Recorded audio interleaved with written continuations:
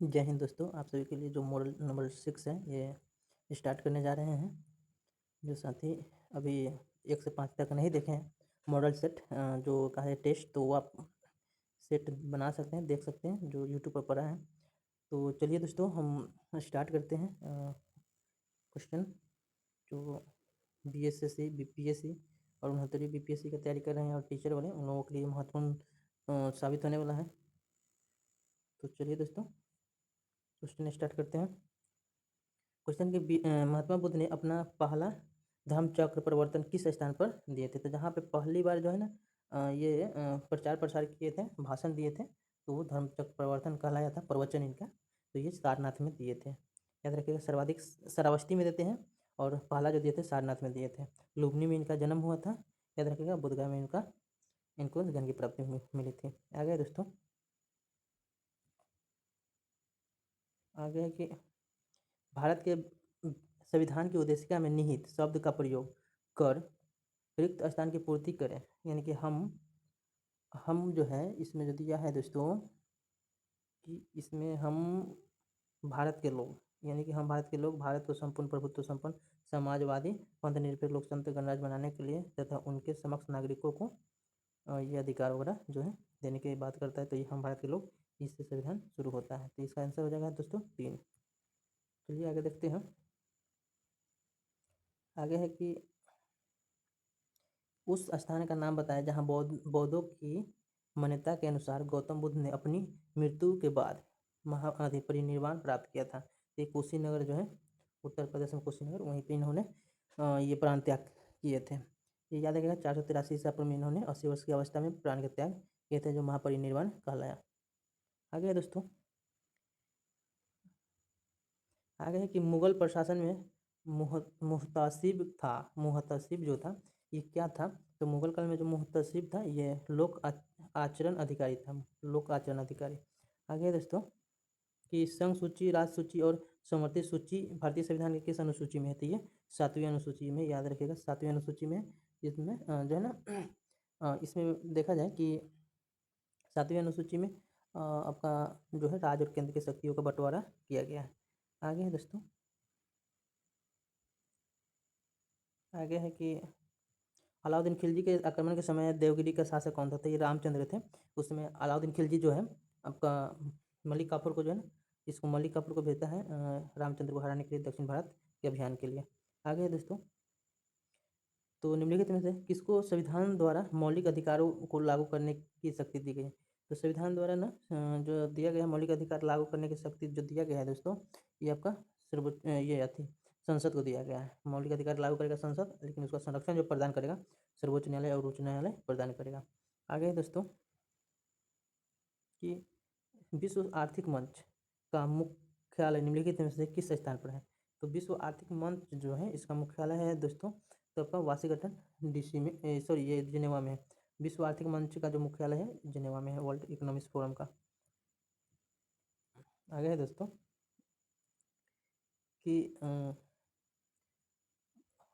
1856 के सिपाही विद्रोह में सिपाहियों को किस कंपनी द्वारा बनाए गए करतूतों पर आपत्ति थी? तो ये जो है ना 1856 या 1857 में क्रांति होना चाहिए। और ये एनफील्ड जो राइफल था, एनफील्ड, उसके लिए आपत्ति था। शुगर और गाय का कारतूत इसमें लगा हुआ था। आगे है दोस्तों कि निम्नलिखित में से कौन सा मुख्य रूप से मद्रास के होम रूल लीग को स्थापित करने से संबंधित है? तो मद्रास में एनी बेसेंट और पुणे में बोला जाए तो आपका बाल गंगाधर तिलक है, महाराष्ट्र में। तो ये है। चलिए आगे है दोस्तों, आगे है कि 1815 होना चाहिए। 1815 में राजा राम मोहन राय ने एक नई धार्मिकता की स्थापना की, जिसे आत्मीय सभा कहा जाता था, जिसे बाद में ब्रह्म समाज नाम दिया गया। तो ये आत्मीय सभा होगा 1815 में। आगे है दोस्तों, आगे है कि स्वामी विवेकानंद द्वारा 1897, याद रखिएगा, 1897 में रामकृष्ण मिशन की स्थापना की जाती है। तो याद रखिएगा, गलत दिया है डेट उसमें। आगे है दोस्तों कि 1795 और 1804 के बंगाल विनियमन अधिनियम ने किसकी घोषणा की थी? तो ये है जो आपका कन्या हत्या को अवैध बना दिया था, कन्या हत्या पर प्रतिबंध लगाया था।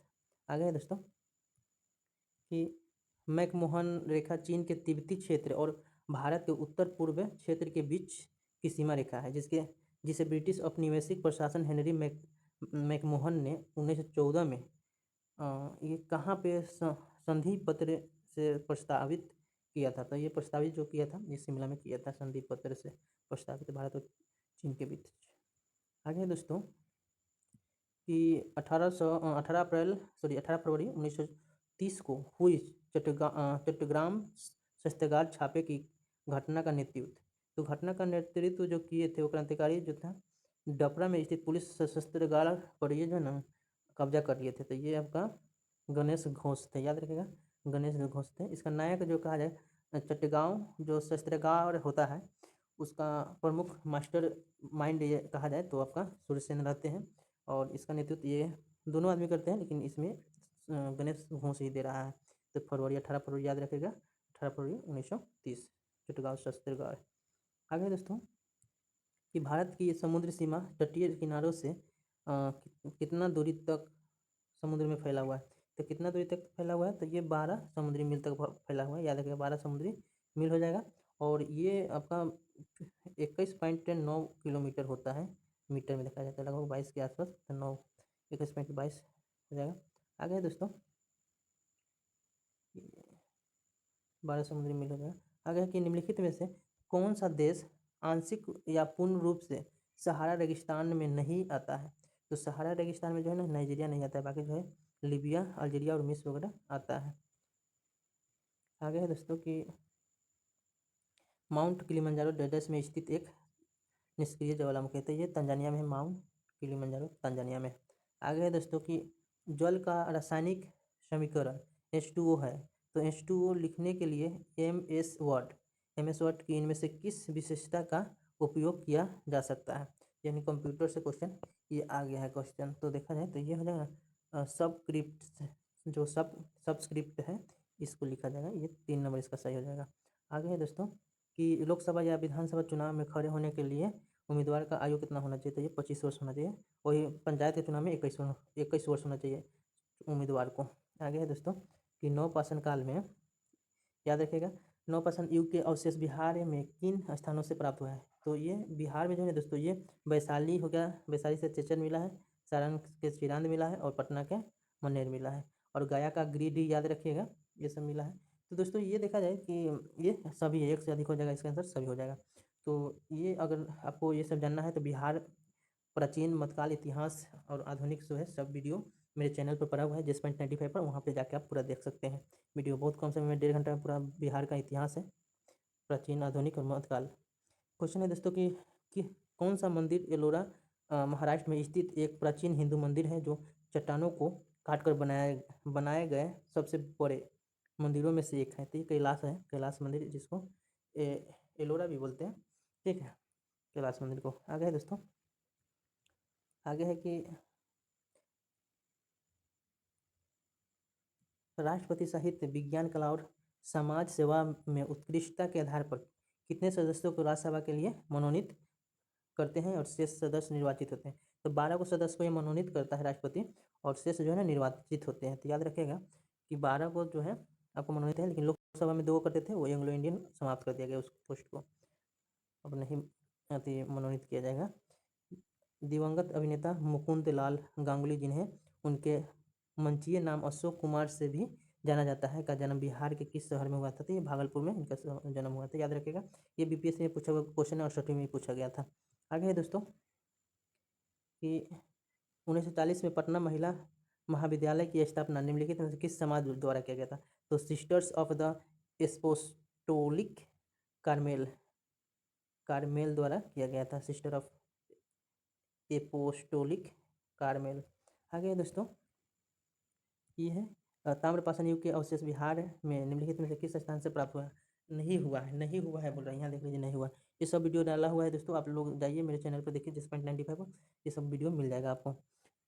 प्राचीन का सभी बिहार के प्राचीन पूरा पूछा गया है इसमें, देखा जाए तो उधर भी देखें हम लोग।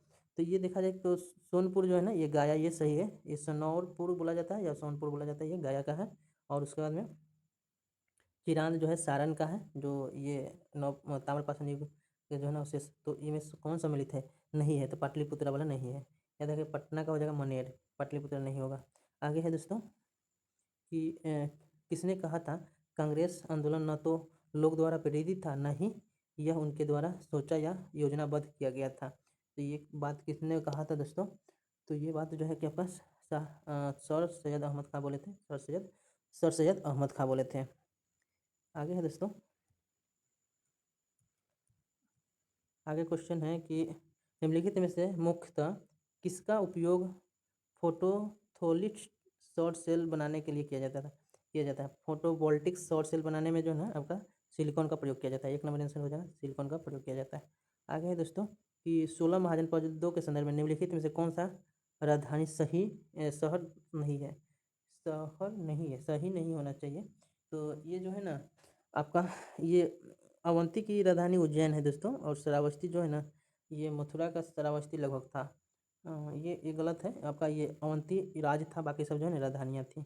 आगे है दोस्तों, आगे है कि निम्नलिखित में से कौन सी नदी बिहार में प्रवाहित नहीं होती है।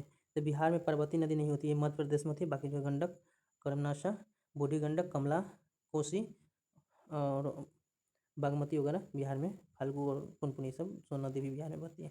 आगे है दोस्तों कि आइबेरियाई प्रायद्वीप निम्नलिखित में से किस महाद्वीप में स्थित है। तो आइबेरियाई जो है यूरोप में है। आइबेरियाई यूरोप में, याद रखेगा दक्षिण पश्चिम यूरोप का जो देश है जो भूमध्य सागर के पास है वो सब आइबेरियाई के अंतर्गत आता है। आगे है दोस्तों कि कार्बोहाइड्रेट डाइजेस्ट ऊर्जा प्रदान करता है। तो 4 किलो कैलोरी पर ग्राम जो है ना ये कार्बोहाइड्रेट ऊर्जा प्रदान करता है, 4 किलो कैलोरी पर ग्राम। आगे है दोस्तों, निम्नलिखित में से कौन सी विटामिन सी वसा में घुलनशील नहीं है। कौन सा विटामिन वसा में घुलनशील नहीं था? ये बी और सी जो है ना ये वसा में घुलनशील नहीं, बी और सी। और एच भी याद रखेगा वसा में घुलनशील नहीं है, ये पानी में घुलनशील है। वसा में एडेक है, ADE के, ये सब है ना वसा में घुलनशील है, बाकी सी नहीं होगा इसका आंसर। आगे दोस्तों कि बादाम कौन से विटामिन में समृद्ध होते हैं। बादाम में कौन सा विटामिन होता है? तो ये विटामिन ई होता है, याद रखेगा विटामिन ई बादाम में पाया जाता है। आगे दोस्तों, आगे है कि शरीर में तरल पदार्थ के संतुलन को बनाए रखने के साथ साथ हृदय की मांसपेशियों के सही तरीके के से काम करने के लिए महत्वपूर्ण है। क्या चीज़ महत्वपूर्ण है? तो ये पोटेशियम महत्वपूर्ण है। पोटेशियम रहेगा तभी ना शरीर सही तरीके से काम करेगा। तो ये पोटेशियम इसका सही हो जाएगा, पोटेशियम हो जाएगा 3। आगे है दोस्तों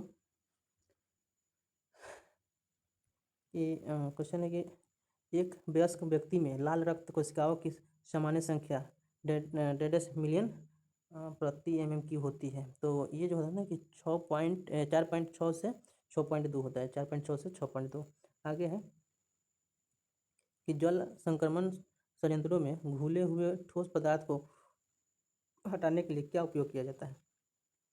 तो ठोस पदार्थ को हटाने के लिए जो दोस्तों ये रिवर्स ऑस्मोसिस, आश्वासन और आयरन एक्सचेंज का यूज किया जाता है।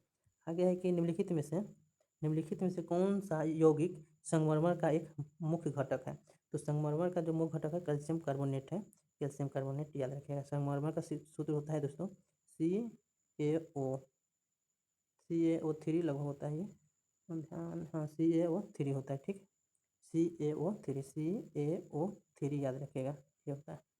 आगे है कि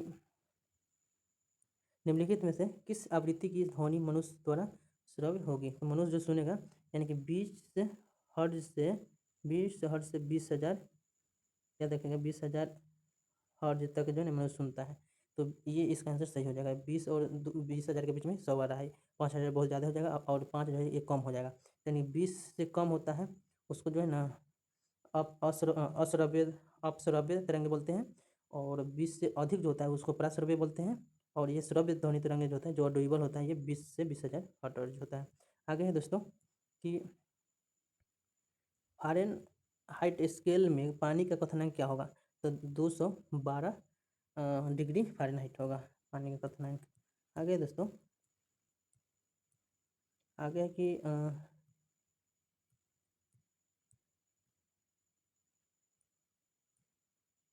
निम्नलिखित में से कौन सी प्राकृतिक प्रक्रिया एक रासायनिक परिवर्तन है। तो रासायनिक परिवर्तन जो होता है दोस्तों, तो कौन सी प्रक्रिया जो एक रासायनिक परिवर्तन है, तो ये मोम का पिघलना जो है ये सॉरी ये है ना पौधा का जो है ना, पौधा में प्रकाश संश्लेषण जो है ना, ये रासायनिक परिवर्तन है। रासायनिक परिवर्तन जो है ना, पौधे में प्रकाश संश्लेषण रासायनिक परिवर्तन है। बाकी सब जो है ना भौतिक परिवर्तन है। मोम का पिघलना, पिघलना हो गया तो आपका भौतिक हो जाएगा। पानी का संघनन भी भौतिक हो जाएगा।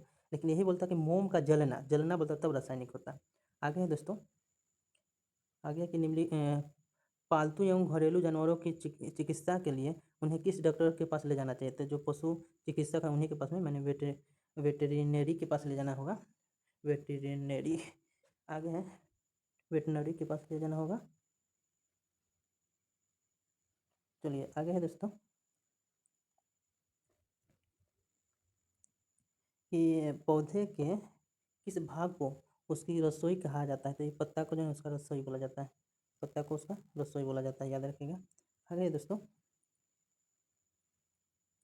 कि उस स्त्री का क्या नाम था जिन्होंने चिपको आंदोलन की शुरुआत की, जिन्होंने चिपको आंदोलन की शुरुआत की तथा अपनी जीवन बलिदान कर दिया? तो ये है दोस्तों अमृता देवी बिश्नोई। अमृता देवी बिश्नोई जो है ये चिपको आंदोलन से संबंधित थी।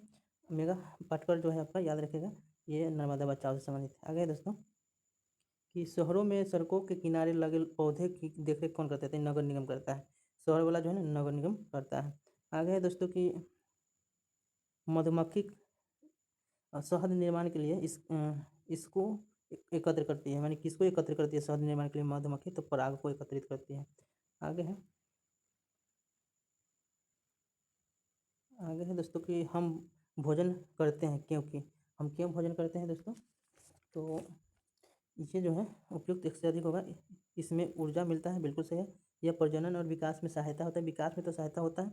कोशिकाओं का निर्माण एवं मरम्मत करता है, तो कोशिकाओं का निर्माण और मरम्मत तो करता है, ये एक से अधिक हो जाएगा। लेकिन प्रजनन वाला जो है ना थोड़ा डाउट लग रहा है, एक से अधिक याद रखिएगा इसका। आगे है दोस्तों कि निम्नलिखित में से कौन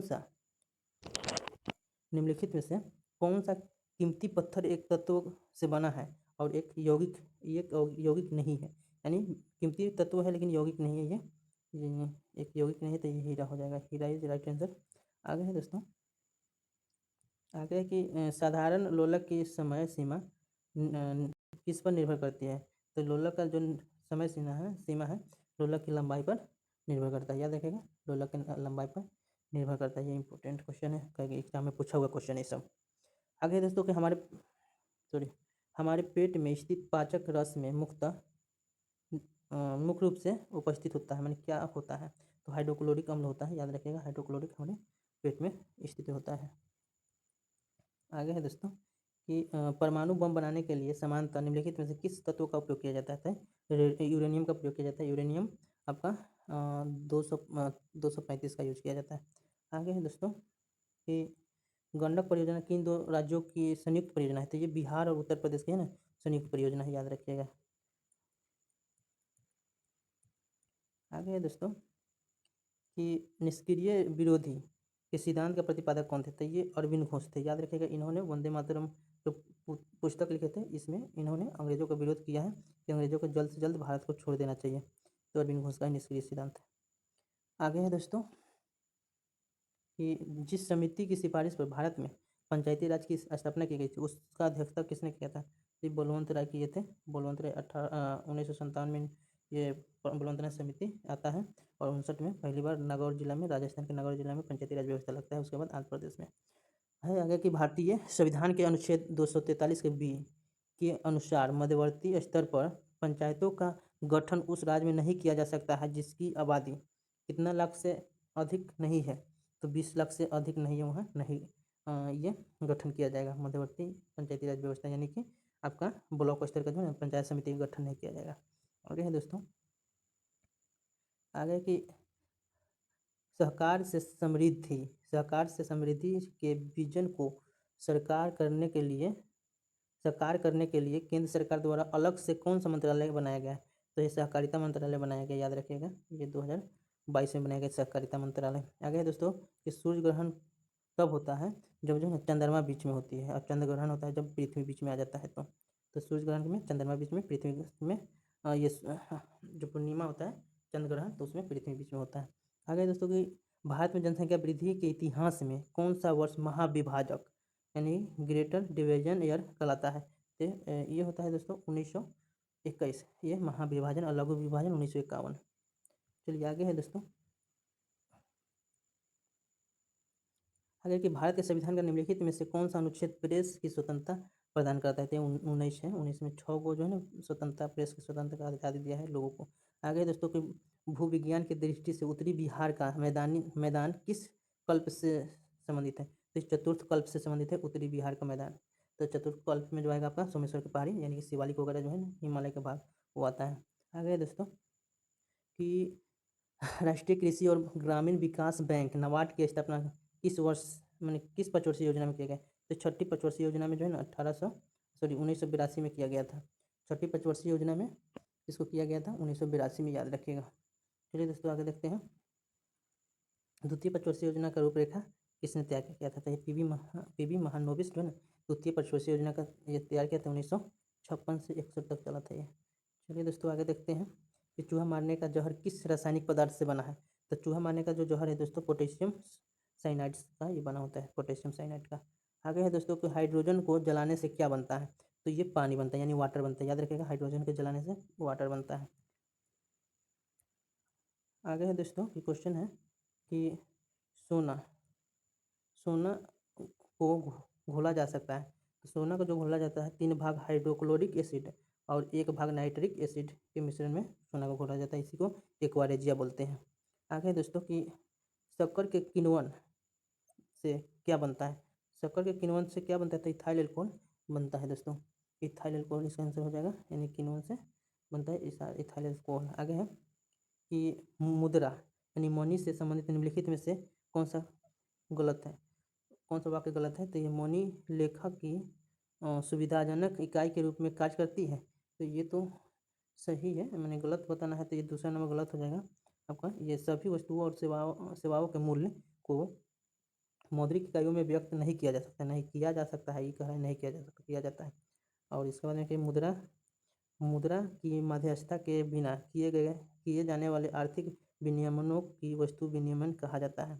ये 1 और 2 सही है, 1 और 3 सही है, 2 गलत है। आगे है दोस्तों कि भारत के आर्थिक सुधार का जनक किसे कहा जाता है? तो ये तो हम लोग जानते हैं कि आर्थिक सुधार का जो जनक है मनमोहन सिंह है, लेकिन वो उस समय जो ना प्रधानमंत्री आपका पीवी नरसिम्हा राव होते हैं 1991-92 में, तो इनके समय वित्त मंत्री ये मनमोहन सिंह रहते हैं। तो आर्थिक उदारवाद का जो जनक है आपका मनमोहन सिंह को बोला जाता है, लेकिन इसको इसमें पीवी नरसिम्हा दे रहा है, तो हमको थोड़ा डाउट लग रहा है दोस्तों, आप लोग देखिए कि हाँ सही क्या है, मनमोहन सिंह होना चाहिए, लेकिन इसमें आपका पीवी नरसिम्हा राव ले रहा है। ठीक है, तो कमेंट कीजिए कि कौन सा सही है। इसमें तो मनमोहन सिंह होना चाहिए, आर्थिक सुधार का जनक कह रहा है, तो जनक भले ही सुधार इसी के समय में हुआ था पीवी नरसिम्हा में, लेकिन वित्त मंत्री जो मनमोहन सिंह थे ये उदारीकरण का जनक इन्हीं को माना जाता है, मनमोहन सिंह को, लेकिन पीवी नरसिम्हा लिया जा रहा है। आगे दोस्तों कि श्रीमती मलिक श्रीमती मलिक जो है ना 50 वर्षीय महिला है, उनको अस्टियों में बहुत दर्द रहता है, यानी बहुत दर्द रहता है, एवं उनके दांत भी गिरने लगे हैं, उन्हें किस मुख्य पोषक तत्वों की कमी होती है? कैल्शियम की कमी के कारण ऐसा होता है, दर्द वगैरह होना स्टार्ट हो जाता है, दांत भी गिरना शुरू हो जाता है। आगे है दोस्तों, आगे कि मधुमेह के रोग में किसकी कमी होती है? तो मधुमेह में जो है ना इंसुलिन की कमी होती है, याद रखिएगा, इंसुलिन की कमी मधुमेह में होता है। मधुमेह वही शुगर बोलते हैं इसको, मधुमेह को, और ये इंसुलिन की कमी से होता है, इसी को शुगर बोलिए, मधुमेह बोलिए, या डायबिटीज बोलिए, ये है। आगे दोस्तों कि जब कार्बन हाइड्रोजन और ऑक्सीजन एकत्र होते हैं तब ये कार्बोहाइड्रेट कहलाता है, कार्बोहाइड्रेट। आगे है दोस्तों कि नींबू नींबू आंवला में विटामिन प्रचुर मात्रा में होता है, तो विटामिन सी जो है ना खट्टा पदार्थ में होता है, तो नींबू आंवला में ये होता है विटामिन सी। आगे है दोस्तों कि भोजन को लंबे समय परिरक्षित रखने के लिए उसमें क्या उसको कम ताप पर रखना चाहिए, यानी फ्रिज वगैरह में रखना चाहिए।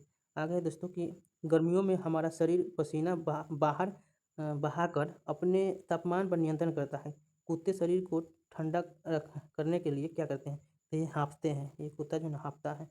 आगे है दोस्तों कि निम्नलिखित में से कौन सा तरल पदार्थ आंत से स्रावित वसा को संग्रह करता है और अतिरिक्त द्रव को अतिरिक्त कोशिकाएं स्थान से वापस कर देता है? तो ये लसिका होता है, लसिका याद रखिएगा, ये रक्त से ले जाता है, तो ये वापस रक्त में ले जाता है, तो ये लसिका होता है। आगे है दोस्तों